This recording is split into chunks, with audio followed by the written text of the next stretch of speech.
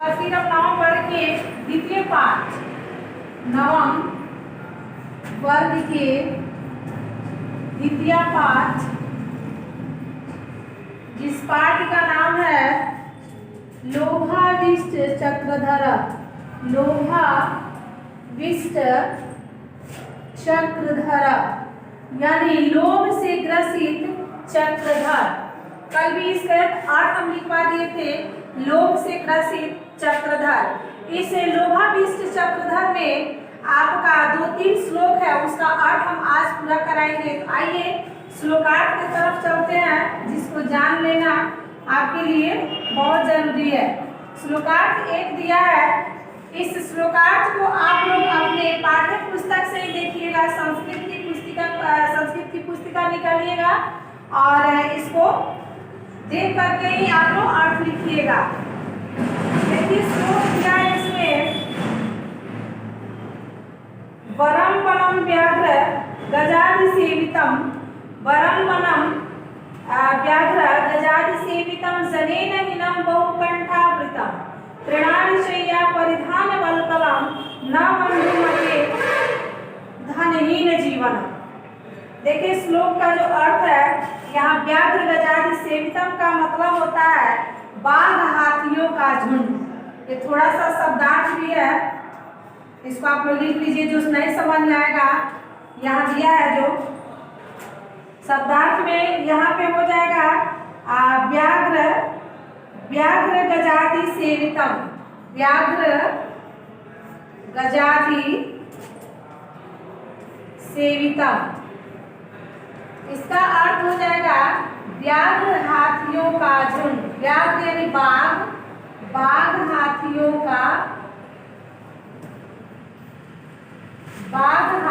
का झुंड। अब इसमें दूसरा श्लोक है जनेन हीनम यानी निर्जन स्थान। जनेन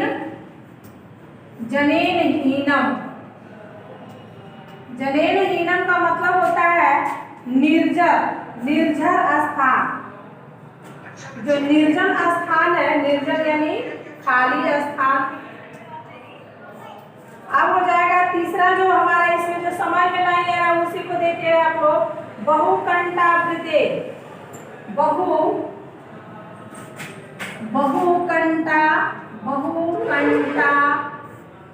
बहुकंठावृते कंटकावृतम यानी इसका हो जाएगा अत्यधिक कांटों से घिरा हुआ। अत्यधिक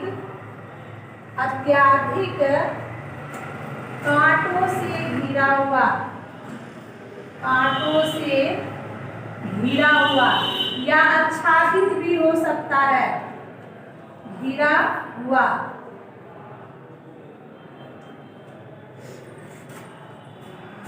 इसमें अब हो गया वल्कलम यानी पत्तों वाला वस्त्र, मोटा वस्त्र। वल्कलम का मतलब होता है वल्कलम यानी मोटा वस्त्र या पत्तों वाला वस्त्र। परिधान वल्कलम, परिधान का मतलब ही होता है, आप लोग समझ नहीं है, वस्त्र होता है। वल्कलम का मतलब ही होता है मोटा।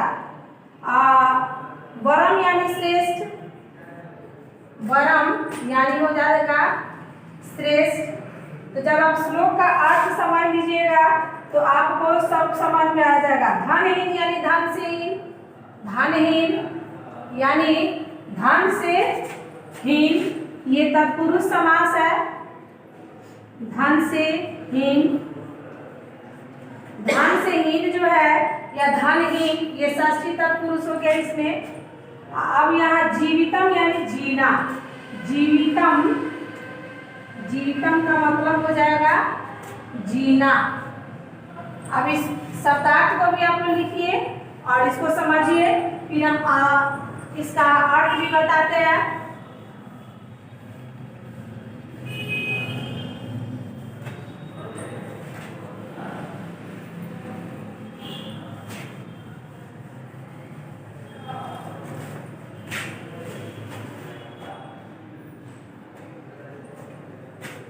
इसमें अर्थ हमारा ये हो जाएगा, अपनी दरिद्रता से, देखिए, अपनी दरिद्रता से पीड़ित चारों ब्राह्मण पुत्र ने विचार करते हुए कहा कि बाघ हाथियों से युक्त, अपनी दरिद्रता से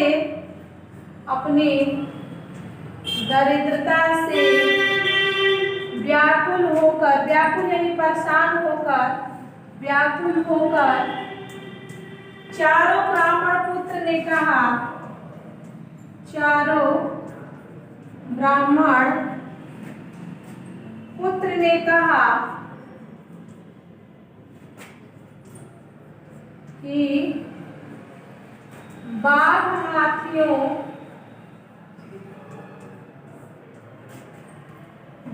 हाथियों से युक्त निर्जन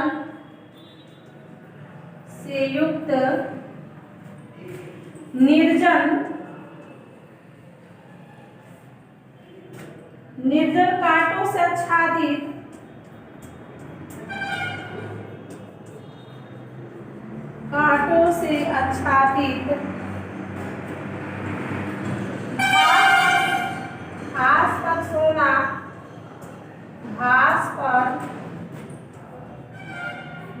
पर सोना तथा वल्कर यानी मोटा वस्त्र, वल्कर वस्त्र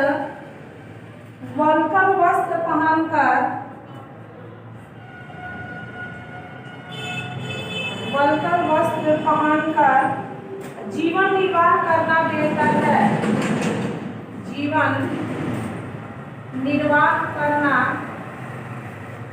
बेहतर है। परंतु अपने भाई बंधुओं के बीच, अपने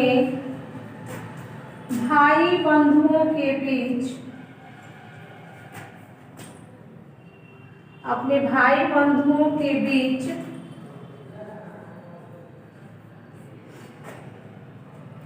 गरीबी का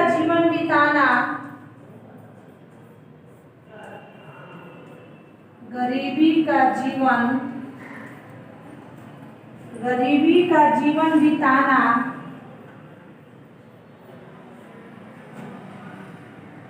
अर्थात धन से हीन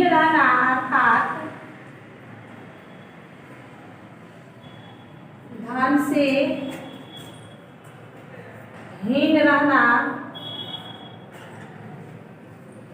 अति कष्टकारक होता है, अति कष्टकारक होता है।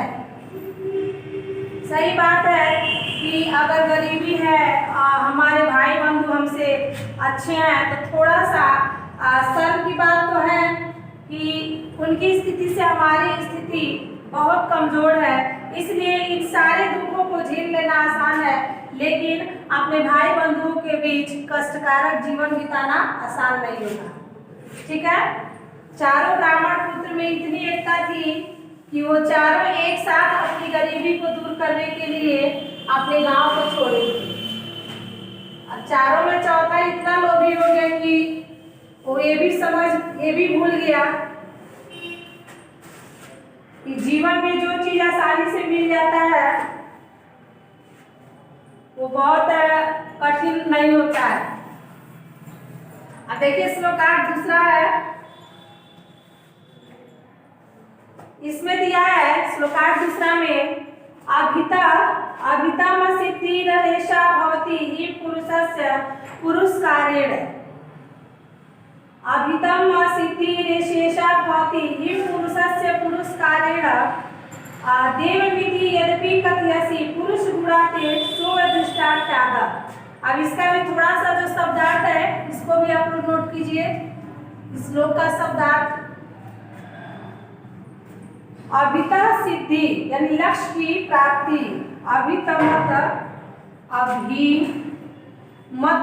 अभिमत सिद्धि यानी लक्ष्य की प्राप्ति,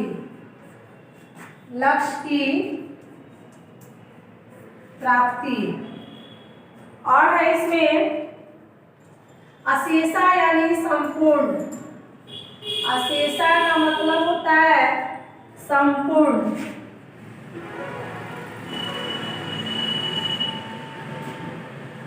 भवती यानी होती है। यहाँ पे लट लकार का प्रथम पुरुष है, होता है, होती है। और पुरुषस्य यानी व्यक्ति का, पुरुषस्य यानी व्यक्ति का। यहाँ पे पुरुषस्य हमारा क्या है, षष्ठी विभक्ति है। और पुरुषकारेण, पुरुषकारेण, पुरुषकारेण का मतलब होता है उद्योग करने से, उद्योग करने से। अगला है इति यानी ऐसा, इति यानी ऐसा। और अदृष्टख्याता यानी अदृश्य नामक, अदृष्ट, अदृष्ट ख्यायम यानी अदृष्ट, अदृष्ट नामक। तो ये हमारे श्लोक का शब्दार्थ है, जो कि आप लोग नोट कीजिए। और इसको लिखने से आप लोग के श्लोक के जितने भी अर्थ हैं वो सब के सब आसान हो जाएंगे, और आप लोग का जो श्लोक है वो भी समझ में आने लगेगा।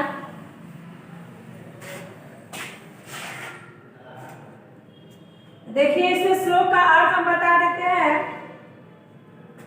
जिसमें दिया हुआ है कि उद्योगी व्यक्ति की सारी कामनाएं सिद्ध हो जाती है।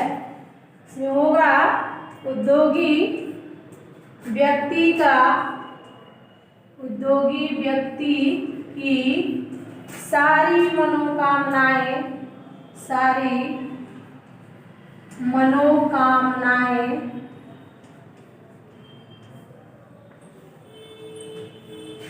पूरी हो जाती है, सारी मनोकामनाएं पूरी हो जाती है। गुणवान व्यक्ति को भाग्य भी मदद करता है। गुणवान व्यक्ति का, गुणवान व्यक्ति का भाग्य भी मदद करता है।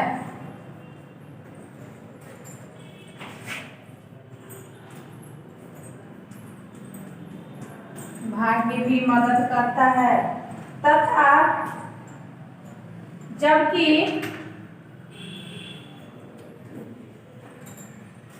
वह भी अदृष्ट नामधारी कहलाता है, जबकि वह भी अदृष्ट नामधारी, नामधारी कहलाता है।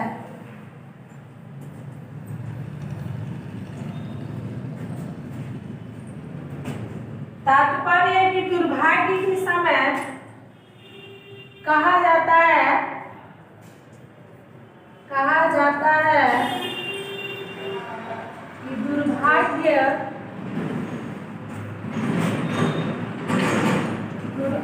दुर्भाग्य के समय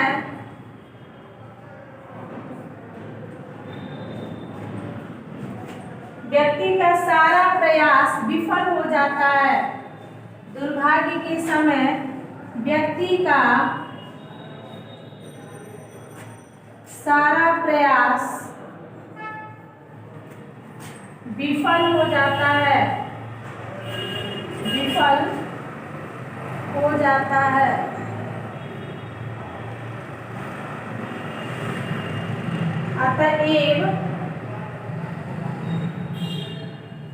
अतएव उत्तम के साथ, उत्तम यानी परिश्रमी, अतएव परिश्रमी के साथ,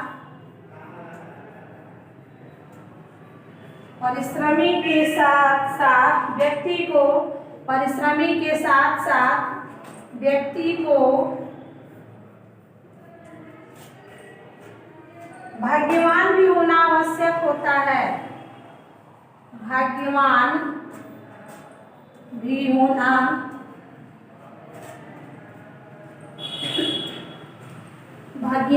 होना आवश्यक होता है।